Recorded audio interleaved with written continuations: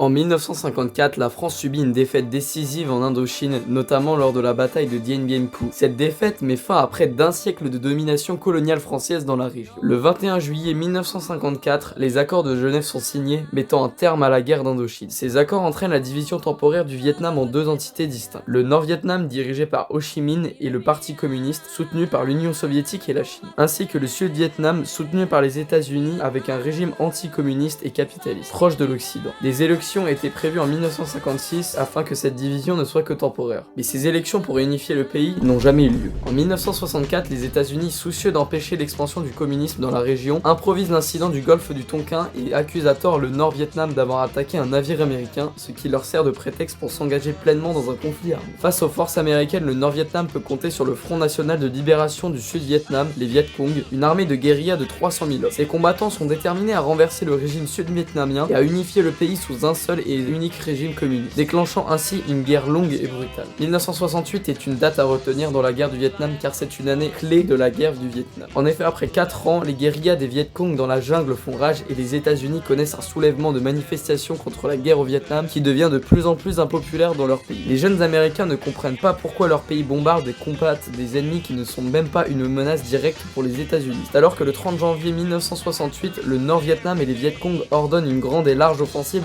appelée l'offensive du Tet. Durant cette fête vietnamienne, le cessez-le-feu était appliqué. Les Nord-Vietnamiens ont saisi cette occasion afin de créer un grand mouvement dans le sud afin de renverser le pouvoir et faire partir les forces américaines du territoire vietnamien. Durant cette offensive, plusieurs centaines de villes et bases militaires sont attaquées simultanément, mais les États-Unis parviennent à reprendre la main de l'offensive. Cependant, les États-Unis réalisent que la victoire leur échappe et qu'à moins d'envoyer plus de troupes et de moyens, le Nord-Vietnam gagnera dans tous les cas. Comme dit précédemment, la guerre est très impopulaire aux États-Unis, c'est pourquoi des tentations de négociation sont organisées à la conférence de Paris dès 1968 avec les alliés des États-Unis. Mais à la fin de cette même année, Richard Nixon est élu président des États-Unis, notamment car il a promis une paix honorable au Vietnam dans son programme. Les conséquences de l'année 1968 sont énormes, car en effet, suite à ces événements, Richard Nixon ordonne le retrait progressif des forces américaines dès 1969 et commence la vietnamisation qui vise à former des soldats sud-vietnamiens afin de se réapproprier le conflit et ne pas être orphelins au départ des forces américaines. Du côté du Nord-Vietnam, après de nombreux désaccords, la Chine et l'URSS rompent leur contrat d'alliance et le Nord-Vietnam, qui était du côté soviétique, ne bénéficie plus de l'aide militaire de la Chine. Les États-Unis engagent à retirer leurs dernières troupes du Vietnam, le Nord-Vietnam accepte le cessez-le-feu et le Sud-Vietnam cède à contre-cœur des territoires contrôlés par les Viet Cong. Et finalement, c'est autre chose qui va faire tomber le Vietnam dans le communisme, car la crise du pétrole de 1973 va affaiblir le Sud-Vietnam et le Nord-Vietnam vont en profiter pour lancer une grande offensive. Le Sud-Vietnam demande aux États-Unis à ce même moment d'intervenir à nouveau militairement, mais le Congrès américain bloque toute action militaire et finalement Saigon, la capitale du Sud-Vietnam, est prise aux mains des Viet Cong en 1975, marquant la réunification des deux Vietnams en un seul état communiste. Cette année qui a été 1968 a été un grand tournant et a marqué la guerre du Vietnam, car sans l'offensive du Tet et l'élection de Richard Nixon, la suite des événements aurait été sûrement très différente et la réunification du Vietnam n'aurait pas eu lieu avant très longtemps.